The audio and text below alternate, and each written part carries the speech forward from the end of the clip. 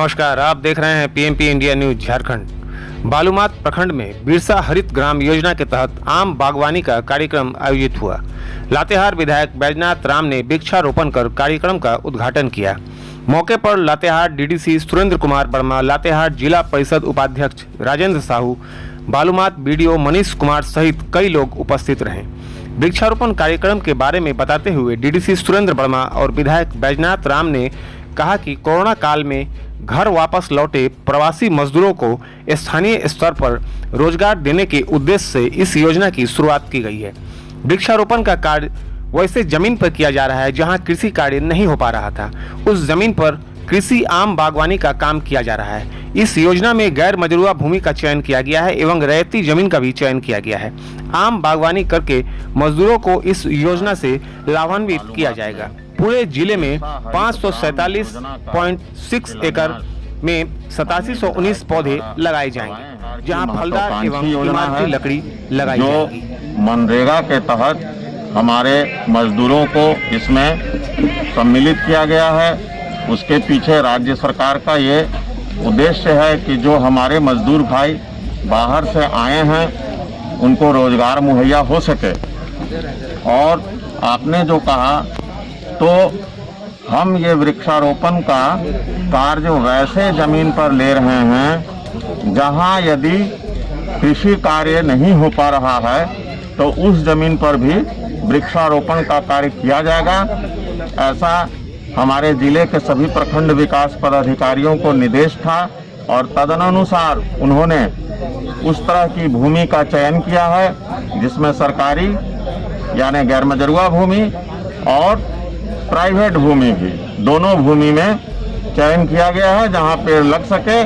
और पूरे जिले में 547.60 एकड़ जमीन पर कुल 1,08,719 पौधे लगाए जा रहे हैं। हम लोगों ने इसमें यह भी ख्याल रखा है कि हम कुछ फलदार पौधे लगाएं और कुछ इमारती लकड़ी के लगाएं। ये दोनों का संतुलन बनाया गया है और इस तरह से मिलाकर के पौधे लगाए गए हैं। जीवन एक दूसरे से जुड़ा हुआ है। वृक्षों के बिना, पौधों के बिना हम अपने जीवन की कल्पना भी नहीं कर सकते हैं। ये वृक्ष प्रत्यक्ष रूप से हमें बहुत कुछ देते हैं। हम ये कह सकते हैं कि इनसे हमें लकड़ी प्राप्त होती है ऊर्जा के रूप में, फल मिलते हैं खाने के लिए, इनकी पत्तियां गिरती है, सड़ती है तो उससे हमारी जमीन उपजाऊ होती है। लेकिन अप्रत्यक्ष रूप से जो हमको मिलता है वो है शुद्ध हवा। शुद्ध हवा हमारे लिए जीवन के लिए बहुत ही आवश्यक है।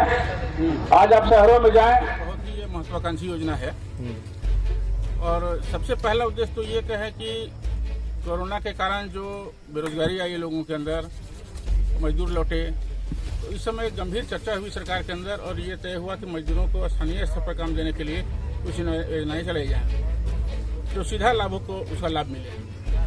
उसमें एक तो ये बिरसा हरित ग्राम योजना, ये योजना है। एक खेल मैदान डेवलप करने की योजना जो है वो है, और एक है जल समृद्धि योजना।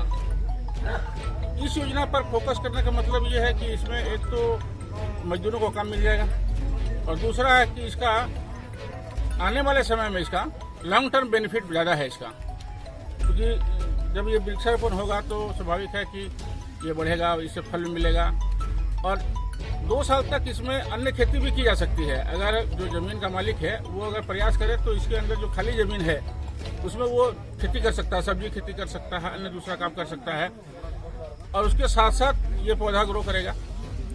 3 साल के बाद इसे फल मिलना शुरू हो जाएगा, तब वो उनको नकदी लाभ मिलना शुरू हो जाएगा और जैसे जैसे पौधा बड़ा होगा वैसे वैसे इसका ग्रोथ बढ़ता जाएगा तो लाभ भी बढ़ता जाएगा स्वाभाविक तौर पर। तो ये किसानों को समृद्धि देगा।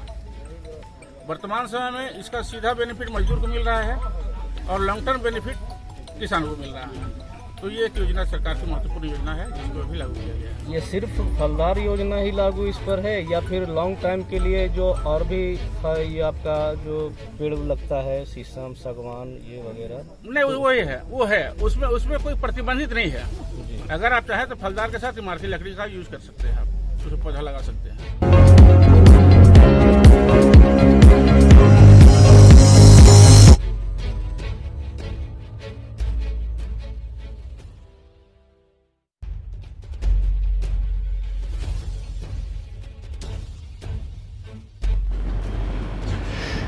नमस्कार, आप देख रहे हैं लातेहार की बड़ी खबरें। लातेहार भारतीय जनता पार्टी के जिला अध्यक्ष हरिकृष्ण सिंह ने प्रेस वार्ता कर बताया कि कोरोना से लड़ने में यूपीए सरकार, हेमंत और कांग्रेस की सरकार पूर्णतः विफल रही है। सेंटर में भोजन की व्यवस्था बहुत ही चिंताजनक है। रहने, खाने पीने सहित साफ सफाई की व्यवस्था भी बहुत ही दयनीय है। जांच की प्रक्रिया बहुत धीमी है। सेंटर में जमातियों का गर्भवती हो जाना कई प्रश्नों को जन्म दे रही है। यह सरकार के भरोसे जनता बिल्कुल सुरक्षित नहीं है। हेमंत सरकार को इसका जवाब देना चाहिए, बयान देने में आगे हैं। यह बातें हरिकृष्ण सिंह ने प्रेस के माध्यम से जानकारी दिया। उनके साथ रहे राजीव रंजन पांडे, शीला देवी, प्रेमचंद पांडे, राकेश दुबे, मुकेश पांडे, बंसी यादव, मनोज प्रसाद मौजूद हैं। कैमरामैन राहुल कुमार के साथ लातेहार ब्यूरो बद्री गुप्ता की खास पेशकश।